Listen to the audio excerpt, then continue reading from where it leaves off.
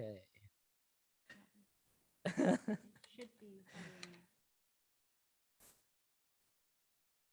All right, so we're learning in the pandemic, and of course, one of the key lessons is to be patient with ourselves and those around us, and especially Dr. Danielle Ignance, who joins us here on the ancestral, traditional, and unceded territory of the Musqueam people, where IRES is located, and we're finally getting our seminar underway today.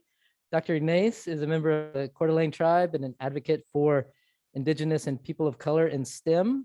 She studies global change, impacts on ecosystems and ecosystem processes and functions, including soil carbon dynamics, forest composition transitions, and also works on communicating science through art.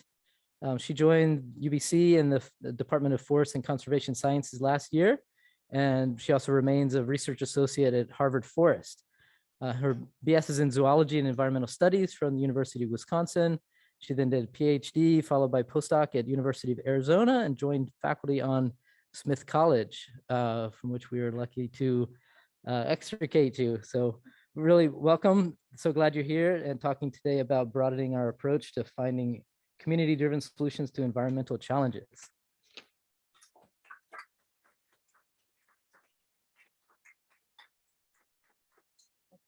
Mic on the power. I hope I don't break this.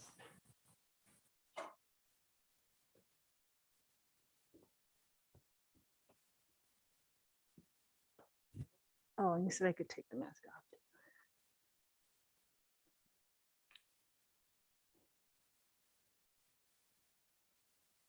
Can you hear me? Hopefully online can hear. Do we have another issue? No, you're fine. Thank you for your patience, and thank you so much for inviting me here. I've never had these kinds of technical problems, but it's a first for everything. Yeah, so I'm new. I joined in July, still getting the feel of the campus, which feels like a big city to me relative to where I was coming from in Western Massachusetts. But it's beautiful here, and I've really enjoyed meeting the people I've met so far. So please reach out to me if you want to grab a coffee and talk science or art or science communication. I'm happy to do so. So I will try to go a little bit faster since we've lost some time to technology. On the slide, oh boy, you can see I've got all kinds of issues. That won't be fun for the audience here. Bear with us, those online.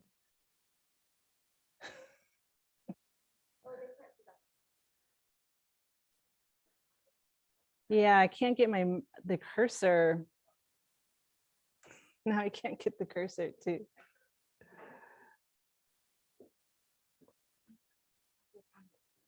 Okay.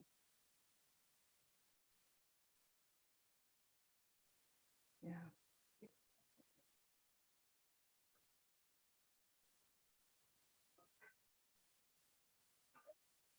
Yeah, you can see it kind of goes up to the top. Did try that. Yeah.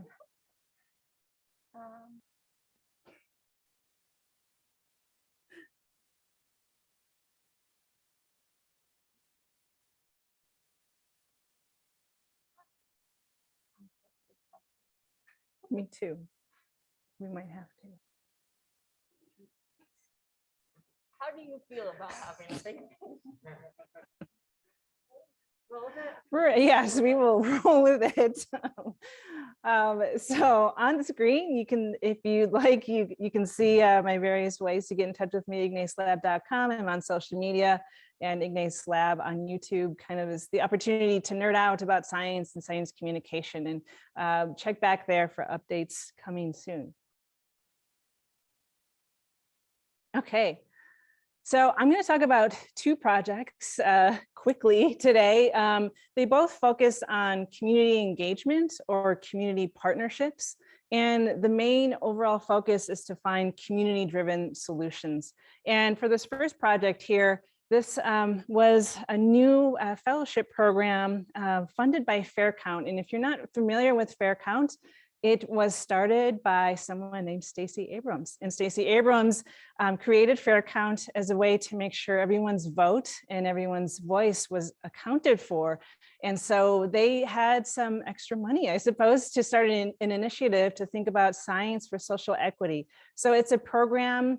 I was the first cohort, and it brings together those in the science world, usually an academic setting, that paired with someone from more of a community engagement background. So there were pairs of us, and we each had a various topic that we were able to work on, and we picked a different city. So in this particular case, we chose Houston. Now, why did we choose Houston? Well, for one, my community engagement partner, Brianna Brown, lives in Houston. So it was really important that when we try to have build a network and make connections in a community, it was important to have someone who was actually there. And I was in the process of moving from Massachusetts to Canada. So that made the right city of choice. The backdrop to that would be that I'm not in Houston. So that does cause a little bit of a problem, but I think we've made some great progress even in this first year here. So to give you a little bit of background on Texas, why Houston and why Texas and why this is such a huge problem. Of course, like any other region in the world, having to face issues with climate change, not only climate change, but that compounded with other environmental hazards, such as pollution. So you can see here the regions in red. This shows the change in temperature each decade from 1975 to 2020. So of course, lots of increases in temperature here. Certainly Texas is becoming hotter. We do have issues of public health, water supply, and in general, the infrastructure is really threatened here, as you can easily see from this picture of flooded Houston. And there was a climate change or a climate impact assessment that was conducted for the city of Houston. Overall, this is what they found were some of the main key points here that related to this project were that Houston's predicted to see hotter days and nights, longer heat waves, and heavier rainfall. And of course, this is all on top of the regular cycles of the hurricane season and high rainfall already. There was another report from Johns Hopkins University that did a study and looked at all the different states in the United States that to show how vulnerable they were to various climate change or health related impacts as a result of either environmental hazards or climate change, as well as a preparedness score. So what this means is looking at vulnerability is subject to a lot of different things. Social, they did all the social, economic, demographic information and compile that to see how vulnerable certain states were, and preparedness, what kind of infrastructure or funding or ability to adapt and resist these kinds of impacts, how prepared were they? So Texas ranks pretty low, actually. And so you can go to this website and you can look at different regions or different states in the United States to see where the states stand. So Texas is definitely more vulnerable than most and the least prepared. So this ties in with an overall idea of how do communities perceive some of these threats. And of course, sometimes I think what we're seeing now with this increase in awareness and in thinking about climate change is because we're starting to feel some of those impacts. And there was another study from the Yale program on climate change communication that did a really broad survey of communities on the perceptions of the threat of global warming. And so there are a lot of different factors to this, a ton of different questions in this survey. If you want to go look it up online, it's really useful to see how these different populations on a county level and how they perceive some of these threats.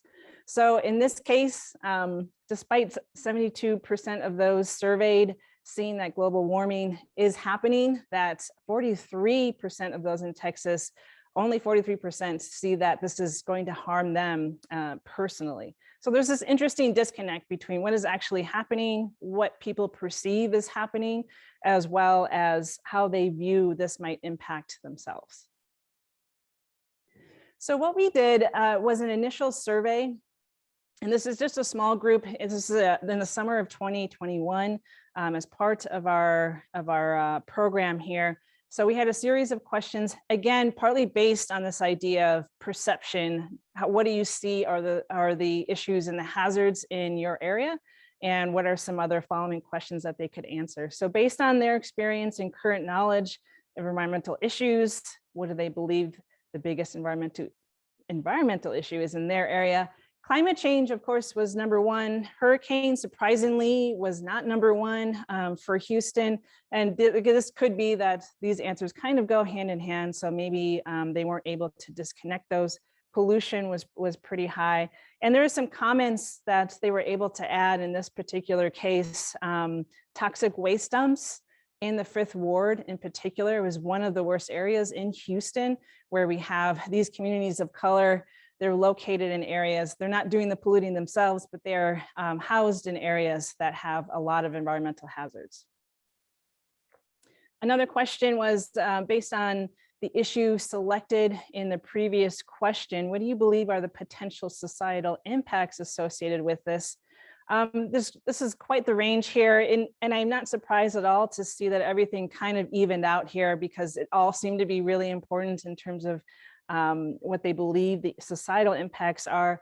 But for those in the audience that can see that, lack of necessity and poverty were some of the most common comments that we received. Loss of lives, of course, it's not hard to realize that, as we see on the news when we have these environmental disasters that happen. Again, the toxic dumps are located in poor areas, and we have a lot of this occurring in the underserved areas. So if we look at another set of questions, what do you believe is the most ideal solution? And of course, I think funding is one of the biggest aspects to this. Of course, that affects a lot of different things. It's not like, let's hand money to each individual family, how far will that get us? We're thinking about more of a community-wide and infrastructure level here. But some comments that appeared most dramatically were those related to thinking about the infrastructure. In particular, in the news, we could see that flooding for lower floored buildings had the worst damage, of course. So there's some real infrastructure damage that's happening there. And of course, we have this interaction with climate change and these pollutants and environmental hazards. But accountability was certainly one of the biggest things to consider here. How do we make those that are doing the polluting or contributing to this, how do we make them accountable? So there needs to be some way, according to these communities, in which to hold them accountable for what they're doing to the environment and these communities. So policy changes comes up, not surprisingly, as a really important factor here. So what the City of Houston has done is created this huge plan called Resilient Houston. Now, this is funded quite a bit by, I would say, I'll just say big companies. It has leaders from those companies. It has leaders from different organizations in the city, includes the mayor's office. And it's quite the beautiful plan. How can we make Houston more resilient in the future? I will say, though, it has a very long-term goal to this, as you can see in bullet point 3 or some of these other bullet points. A lot of these goals hinge on meeting it in 2050, 2030, 2025 might be some of the earliest in this long-term plan. So the problem with that is, as we've seen in recent days with the climate change reports that are coming out, of course, all the time, the climate change is happening at a faster rate than we had predicted. So it's even worse and happening at a faster rate. And so we, from the community perspective, more needs to be done now as opposed to thinking about 2050 or 2030. And of course, these are things that need to be done if we think about infrastructure at the city level to help deal with when we have hurricanes or flooding in the area.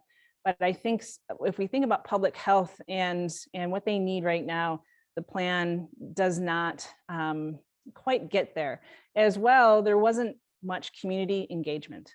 So we have all these leaders, the leaders of organizations and those in administration without the community engagement part. There are some I would say, local organizations that are tracking this. So this is pretty early stage. That climate impact assessment only came out in 2020. This Resilient Houston plan came out only in the past year. So this is, where are we? I think a lot of it's in the works, right? Early stages of this more long-term thinking here. So our goals, and again, this is the first year and we're the first cohort of this program, and we recently heard we get funding to continue this project through this year because, as you know, COVID causing all kinds of problems for interactions and being in person, especially for me being in Canada, that poses a real problem. So having to rely quite a bit on my community engagement partner, who is so fabulous, I have to say. So already starting to meet with local experts and organizations here. The plan is to have a network so that we can have this foundation base. We've already started this initial survey, but of course that was just a way to expand a survey, make a better survey. How do we better capture this information? And it's all in an effort to make their voices heard. So through this, there's a lot of different ways you can engage with these communities, not only through panels, webinars, like we're also used to doing right now, but also one-on-ones. Having these small meetings in person are also incredibly important. So Houston is a huge city. We're not going to pretend that we can tackle this in the entire area. So we picked just a couple of neighborhoods, and they do happen to be those that are most underserved and impacted here. And we also want to find creative ways to visualize what is happening. I think part of this, one of the biggest problems of climate change research in the past decades is not having a way of making science accessible. Not only that, but it's just palatable to the general public. I think with scientists have kind of failed on that in the past. I think we've made a lot of progress with regards to that. So we plan to do that here as well. We've already started a series of infographics that are in development here. We have a great graphic designer through Faircount that helps us with this. So it's simply about creating these facts, a fact sheet and a toolkit. So we've created the first toolkit that helps the community understand what is happening in their city and in their neighborhood. Social media awareness campaign is also in the planning stages. And so more toolkits as well in order to actually get their voices heard at the county level, to the mayor's office, and eventually the EPA. That is our ultimate goal here. We're seeing more funding from the EPA going to these types of efforts of climate change and environmental hazards. So that's our main goal here. And so that's the first project that I'll be talking about today. This really shows, I guess, the limitations of when we have these big plans without involving the community and hearing their voices, and how we can help them now. Yeah, so we're early stages of this, and I have to say, working with my partner Brianna was incredibly eye-opening. As we're in this academic setting here, we have lots of meetings, right? And it's always meetings and meetings and emails. And it was really, I have to say, eye-opening to work with a community engagement person who had an idea of meetings. Well, we met for 15 minutes and that was more than enough. So, and she would work very quickly, is incredibly organized on a level I've never seen before. So someone who actually has training as a community engagement person is a really skilled person, and I thank her a lot for that. Okay, so that's one example of issues relating to community engagement. I don't think we can have these solutions to some of this without hearing what they have to say and what their needs are. Okay, let's quickly try to blaze through this as well, since we're a little bit behind. This is the second project. This focuses more working on local Indigenous communities, in particular in Massachusetts. As was mentioned in the introduction, I am a research associate at Harvard Forest. I've been working there since 2013. Mostly started through the research experience for undergraduates program, the REU program. So that's a summer program to give undergraduates research experience. And that was really informative and transformative for me as an undergrad. It helped me see that I wanted to work on these large scale questions, thinking about climate change and why certain species are where they are. And so it's definitely a goal of mine to keep this mentorship going. So one of the reasons why I am in this job is to mentor the next generation. So this particular project hinges on working with the Nipmuc Nation. Harvard Forest is located on the Nipmuc land. And of course, like many other areas, this particular field station has been quite disjointed from that local Indigenous community. So we are one of the first programs in the United States to implement a project that actually centers on Indigenous voices, amplifying their perspectives and knowledge in a field research site setting. This is a site that is also an LTER site, a long-term ecological research site, which is funded by NSF. So again, kind of trying to reimagine how these LTER sites run in terms of thinking about the relationship to the land and the Indigenous communities that are there. So this has really focused on two different cohorts of the REU summer program at Harvard Forest. But a lot of work was done in the lead up to this, in particular working with Megan Graham McLean, Clarice Hart, and Marissa Weiss. And we have actually not met in person. So we have worked now for 3 years together, at least 3 years, literally hundreds of hours spent talking over Zoom. So, and this was all in the lead up before we even attempted to engage with the Nipmuc Nation. So I say that to say that it's hard, right?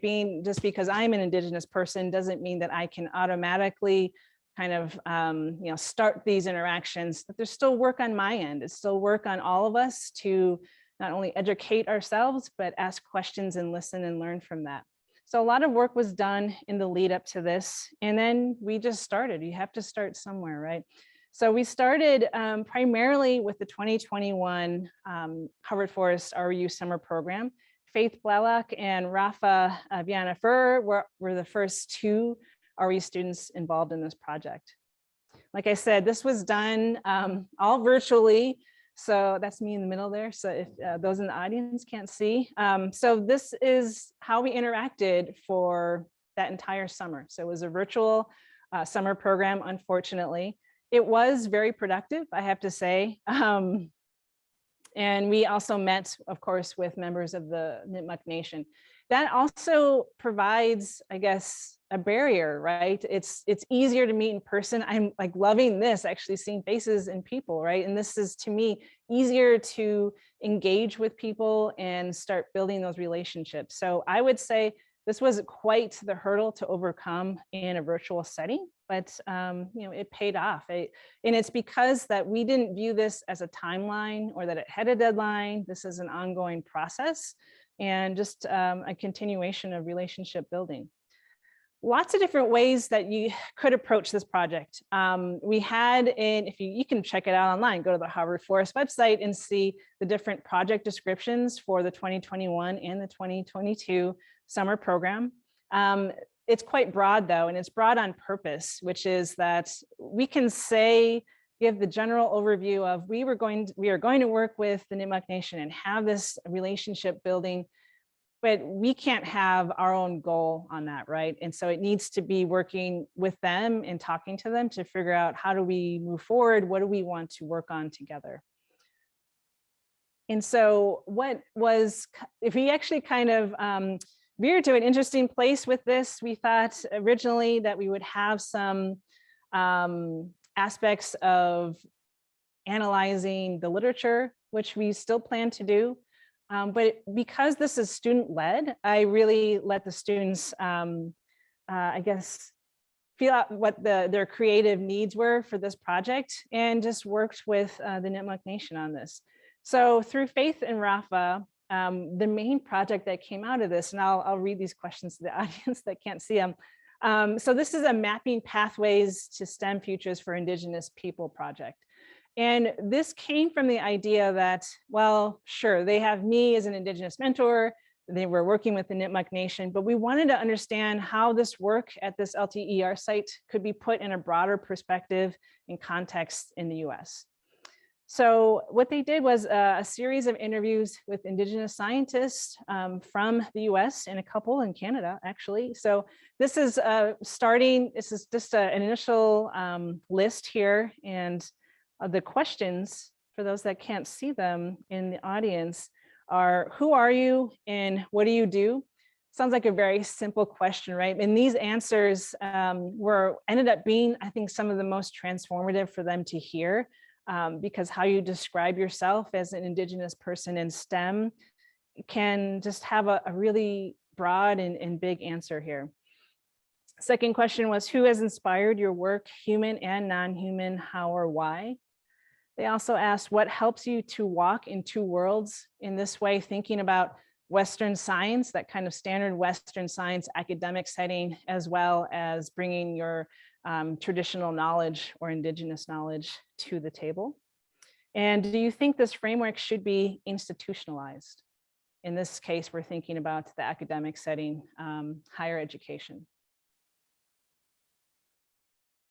So in working on this project, one thing that really stood out, and I asked for just kind of a quote from the two students and how they kind of walk away from this project.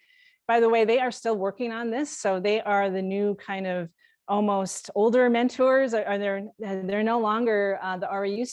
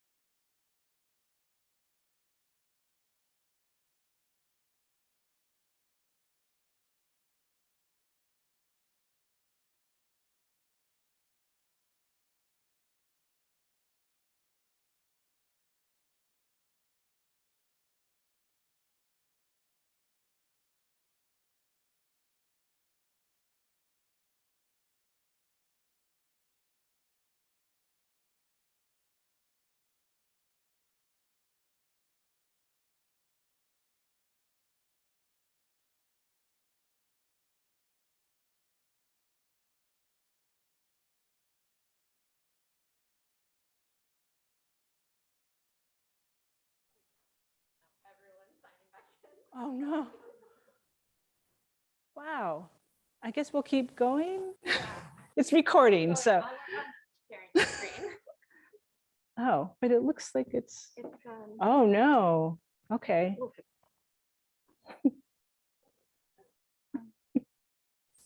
Yeah, it's really fine.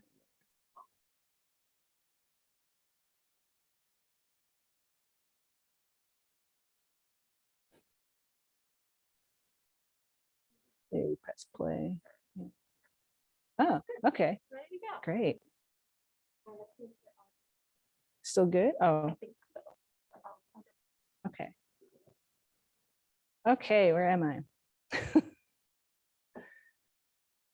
Okay, so what do we do with these interviews? One, we need to protect those that are being interviewed, which is why I don't have the list of names at the moment on the screen. They are in the process of editing the interviews transcripts. But one goal, again, this kind of adding the creative side to this, is having a narrative, a creative representation of what they're hearing. And so in this case, it could be a poem, it could be a drawing, it could be anything you want. It could be anything in the realm of creative writing. And so Rafa here wrote a poem called We Persist, and that was just from the summer. That wasn't even from the interviews. So the idea would be not to post the entire interview, but sections and quotes and maybe blurbs in a podcast form that the interviewees are consent to. And then again, have the students have this creative representation of it. So they're in the process of creating a website, a platform to make these narratives accessible. We also have a continuation of this work. Like I said, they are still very much in contact. Just emailed them yesterday about presenting some of this work at the upcoming Ecological Society of America meeting. They will continue to be mentors for the 2022 in-person summer RU program. Super excited about that. We also had 2 interns from Harvard University involved in this January that to help us move a little bit forward on some other goals that the Nipmuc Nation had. One is thinking more about land stewardship, current day land stewardship, and thinking about land back initiatives. So one idea and a need for the community is that thinking about establishing a farming community and a way to have sustainable land stewardship, not just to kind of, I guess, have that relationship back, but also feed themselves, and how we think about economically having a sustainable living situation. So this is in the works. I can't say too much at the moment about the status of some of this, but it's very positive, I will say. And I think there's a lot of momentum as we see everywhere, and especially in Massachusetts. So boy. Oh, okay. Yikes, we're almost there. Okay, great. I'm just gonna keep going. So, all right, we're here. This is one of the last slides. We just about made it. So what all this to say, so working with the Indigenous community, like I said, this has been 3 years. I have not met my collaborators from Harvard Forest in person, and I will finally get to do that this May. I can't even tell you how excited we all are about this. We've met more members of the Indigenous community with regards to Harvard Forest. So the family keeps growing is what I will say here, and that we're only have made a lot of progress because we don't have a particular end goal, or the relationship is the goal here. And so, and I finish with this thought here that this makes me feel whole. And not only is this, I think, important work that I'm passionate about, but as Mark mentioned in the introduction, having been whisked away to come to UBC, one reason is because I didn't feel like I could do this work in Massachusetts, or at least where I was, and I didn't feel valued or supported in that. And so now that I am here, I do very much feel valued and supported in that. So I feel that I can bring my whole self to this work in order to ensure that when I mentor the younger generation, the next leaders, that they feel that that is welcome and supported, and that they can bring their whole selves to these issues and thinking about climate change adaptation. So I'll just finish with this slide, just acknowledging Fair Count and the Science for Social Equity group. Brianna Brown, as I said, is an amazing community engagement partner in this. And so we've gotten this far because of her amazing efforts. Still have lots of work to do though. And of course, the other project, working with the Nipmuc Nation, Nia Hawley, Cheryl Hawley, and Kristen Wyman, important leaders from that community. And my collaborators from Harvard Forest, as well as the next generation to come for the 2022 season. And with that, I'll take questions. Thank you.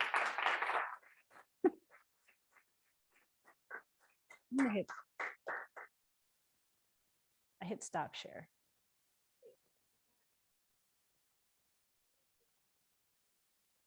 Oh, we'll find out. Yeah. Maybe I'll leave it as that to not mess with it. I'll just let you know. Okay. Happy to take any questions.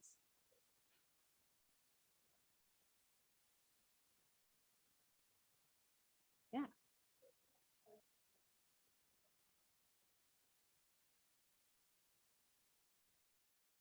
I'm sorry, I couldn't hear you.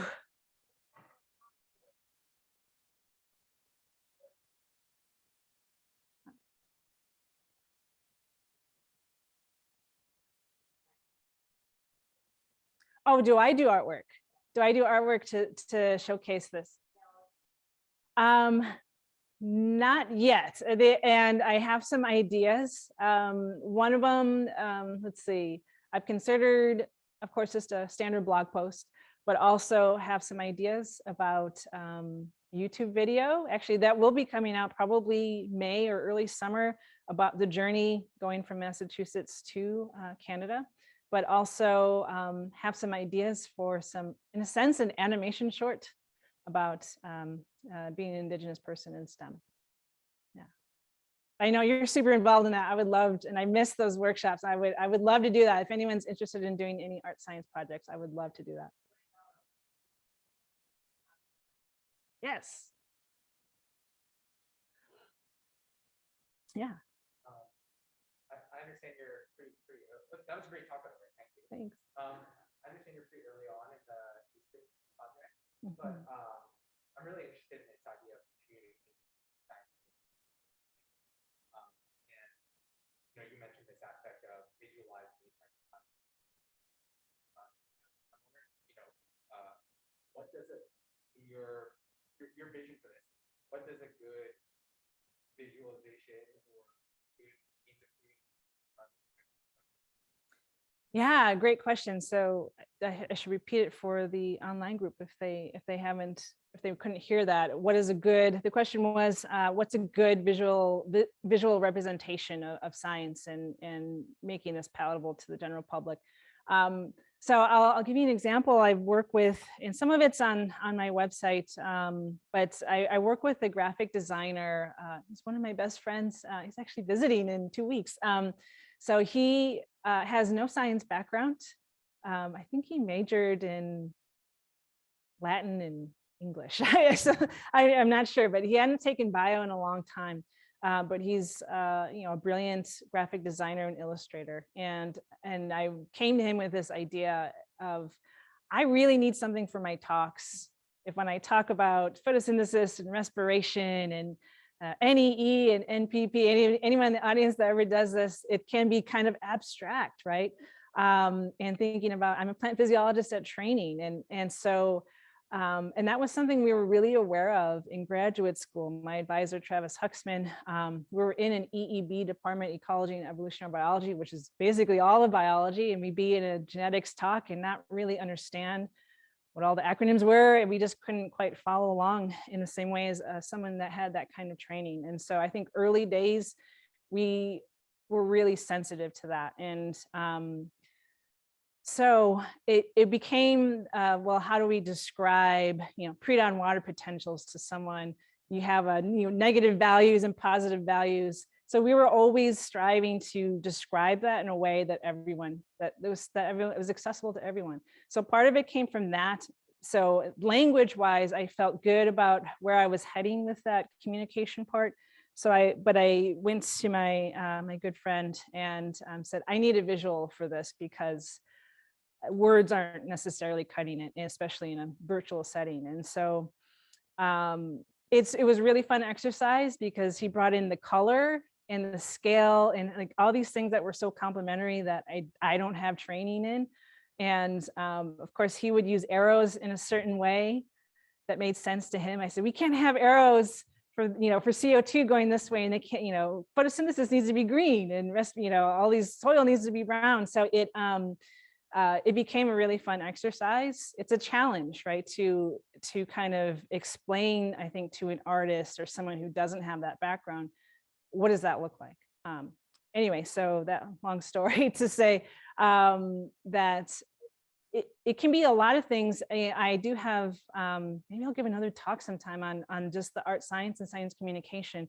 I noticed in undergrad, when I was teaching undergraduate students at Smith College, that there were a lot of biology students who had a very strong background in the arts and felt that they had to choose biology to be more lucrative in their job prospects. And I was encouraging to not give it up,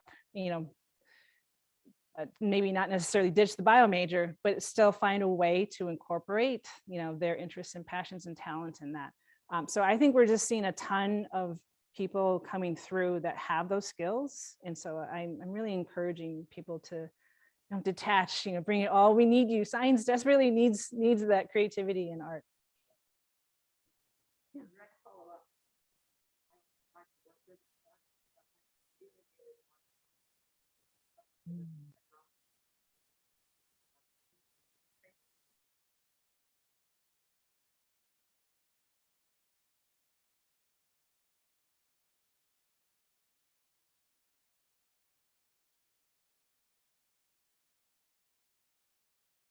For sure. I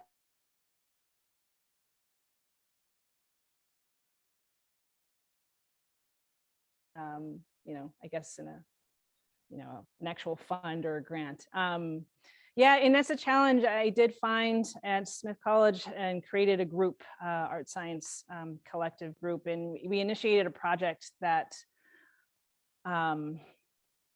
it was a year on climate change was the theme, and I brought in my biology student and she brought in her art student majors, and it was very difficult actually to find someone from the art department willing to collaborate. And maybe that's shows the divide in the STEM and art world on campus, or maybe many campuses, I don't know, but it was hard even, I think, to forge that partnership there. But then I think, but I said, I have funding, so they lacked funding, but I had funding to do whatever we wanted. So yeah, funding's an issue. But I do see that the need, I think people more and more, or lots of more science communication efforts happening. So I'm hoping funding increases for that. Yeah.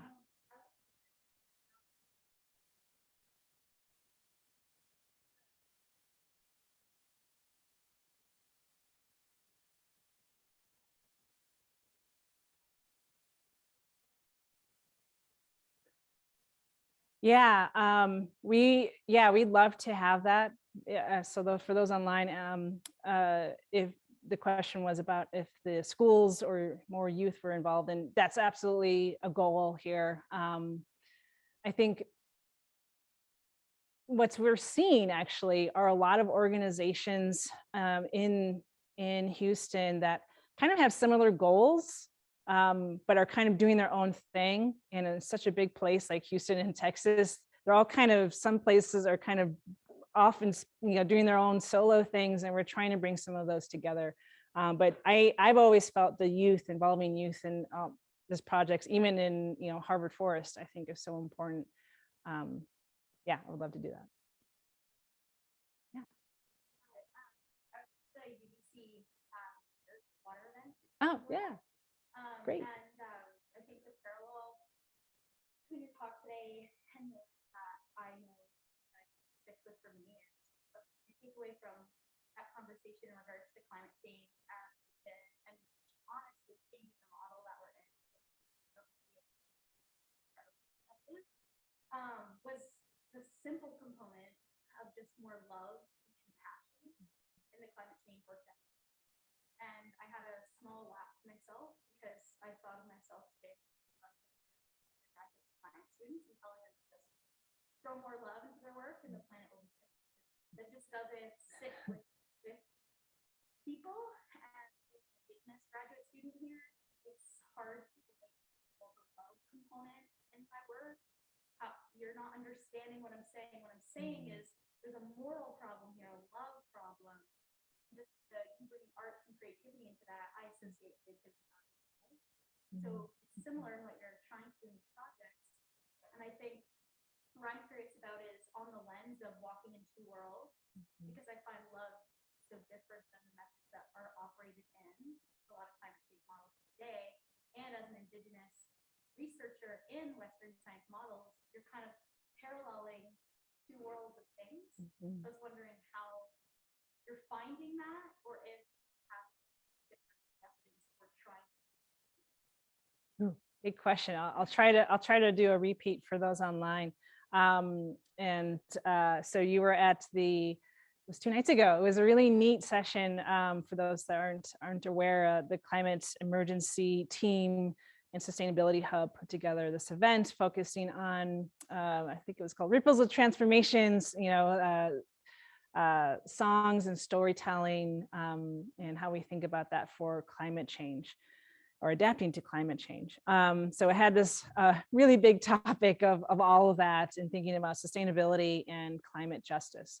And so it was a really neat session and just storytelling and telling stories and songs and how that relates to these issues of climate change. And one of the themes, it was a really beautiful discussion. And one of the themes that came out was, as you were saying, was this idea about love and how important that was, not just for yourself, but for Indigenous communities moving forward, and how do we tackle this? So there's no script for this, by the way. So it wasn't like we left with, oh yeah.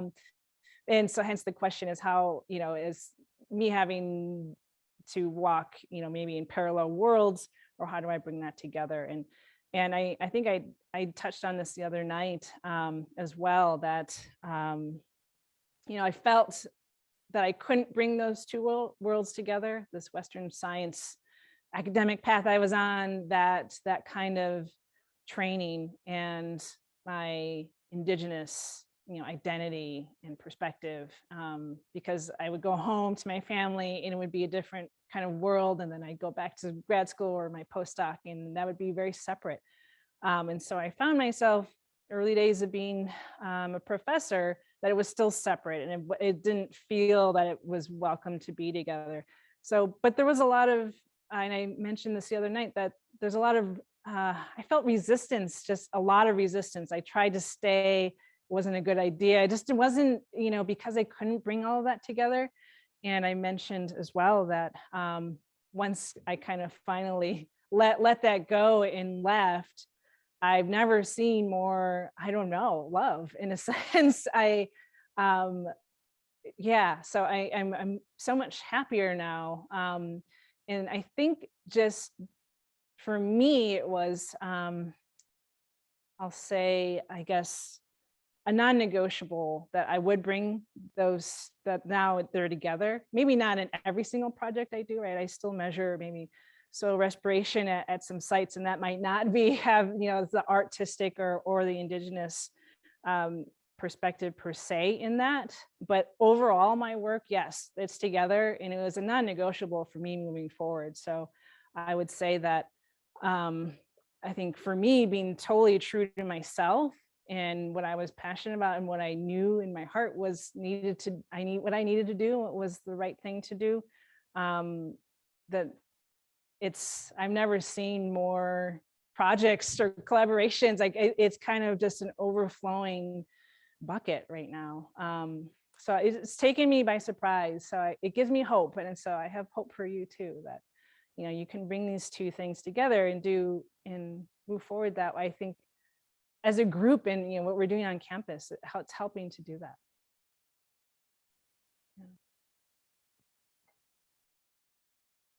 Yeah. Is there an online question I should answer?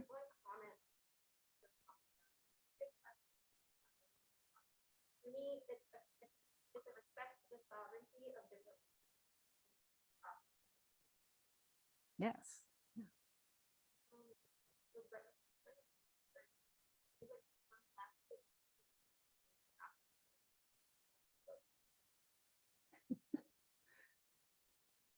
Yeah, any other last burning question?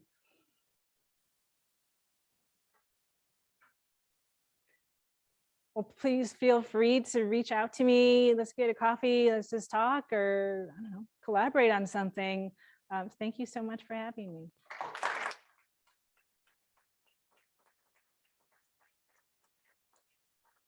Sorry for the technology problems.